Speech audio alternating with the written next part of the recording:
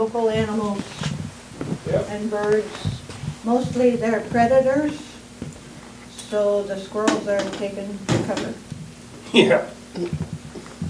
Yeah, that was in the front office of the M&R, and when they remodeled, I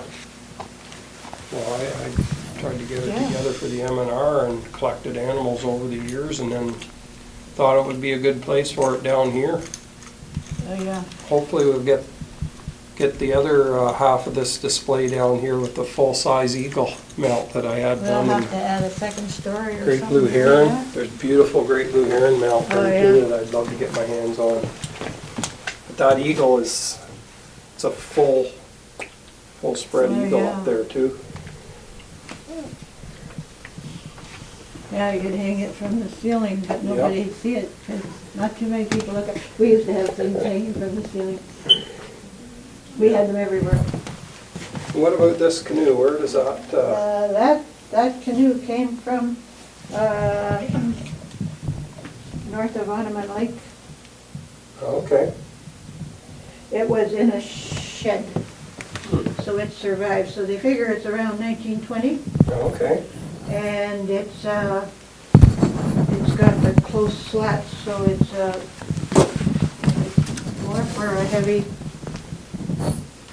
It's not a Sunday tourist. Mm-hmm.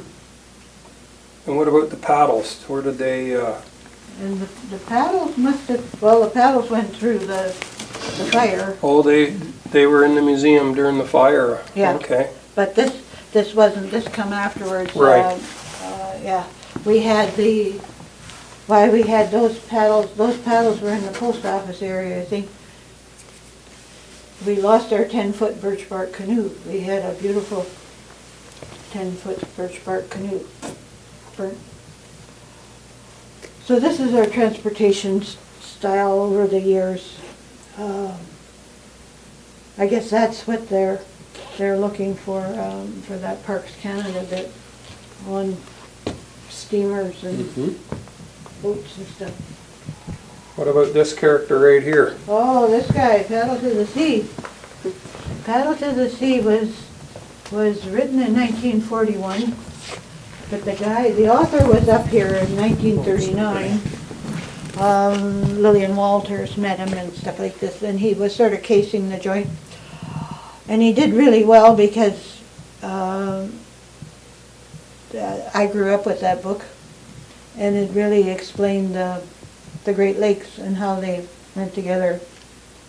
But over the years, we've had children from other schools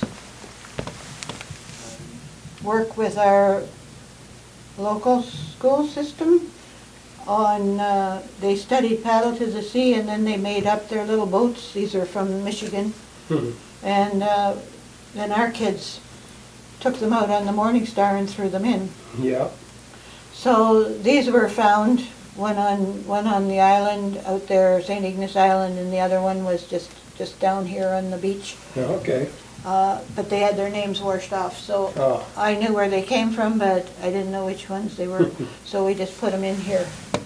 But the little kid who's in the picture, his father flew him up from Chagrin Falls in Ohio. Oh, wow. And they, as a father-son project, when he was in grade 2, they carved out this canoe, and then they have a copper keel on it with Paddle to the Sea. And they got a phone call, 1991, got a phone call out of the blue at school.